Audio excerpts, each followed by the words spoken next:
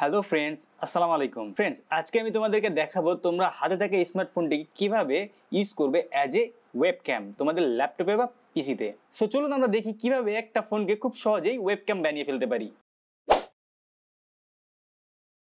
So friends, প্রথমে আমাদেরকে যেটা করতে হবে, আমাদের পিসিতে বা ল্যাপটপে একটা সফটওয়্যার ডাউনলোড করতে হবে। সফটওয়্যারটির নাম আইরনিক ক্যাম। সো আমরা যে কোনো একটা ব্রাউজারে যাব, যে এখানে লিখবো আইরনিক ওয়েবক্যাম। সো এখান থেকে আমরা সার্চ করব আইরনিক ওয়েবক্যাম। এই যে এখান থেকে আইরনিক ওয়েবক্যাম ডাউনলোড, এটাকে আমরা ডাউনলোড করব। ওকে, সো এখান থেকে আমরা ডাউনলোড করে নেব। আমি যেহেতু ডাউনলোড করছি, আপনাদেরকে জাস্ট ডাউনলোড করে ইনস্টল করে নিতে হবে। একটা সফটওয়্যার কীভাবে ইনস্টল দিতে হবে এটা দেখানোর কিছু নাই। সো এইটা আমরা এখান থেকে ডাউনলোড করার পরে এটাকে ওপেন করব। ওপেন করার পরে আমরা ফোনে যাব। ফোনে আমরা গুগল প্লে স্টোরে যাব। গুগল প্লে স্টোর থেকে আমরা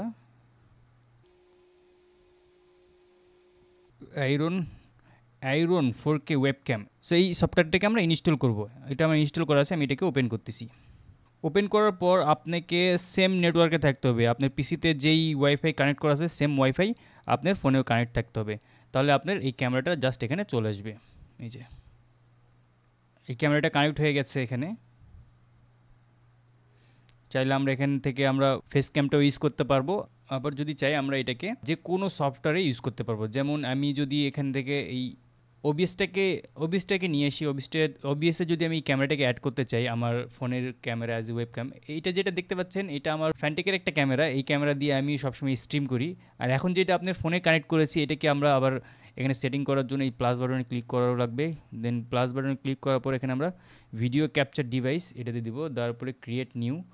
দেন এখান থেকে আমরা এই যে আয়রন ক্যাম, এই যে এখানে আমার ফ্যানটেক লুমিনিয়াস C30 আছে, এখান থেকে আমরা আয়রন ক্যামটাকে এখানে সিলেক্ট করে ডান করে দিব। এই যে এটা আমাদের আয়রন ক্যাম চলে এসেছে এখানে। সো সেম প্রসেসিংয়ে আমরা যদি চাই এটাকে আমরা আমাদের হোয়াটসঅ্যাপে বা ফেসবুকে সবখানে ইউজ করতে পারবো। জাস্ট আমাদেরকে ক্যামেরা এই আয়রনিক ক্যামটাকে সিলেক্ট করে দিতে হবে। সো একদমই ইজি প্রসেস।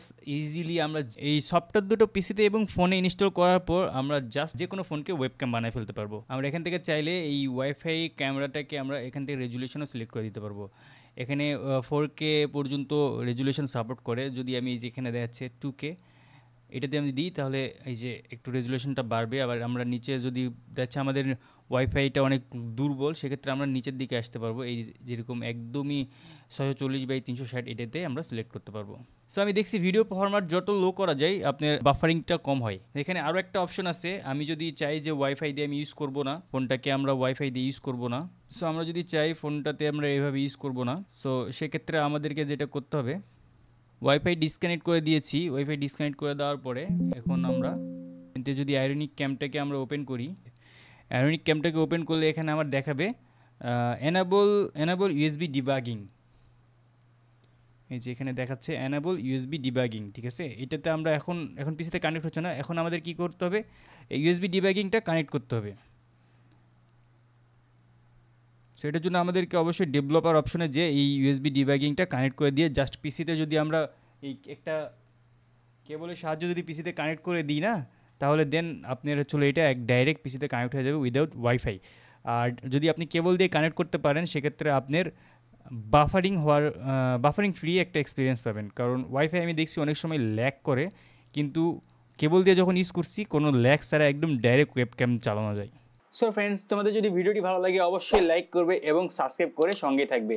দেখা হবে এমনই কোনো হেল্পফুল ভিডিও বা গ্যাজেট বা ব্লগ নিয়ে। Till then, tata bye bye. Thank you for watching.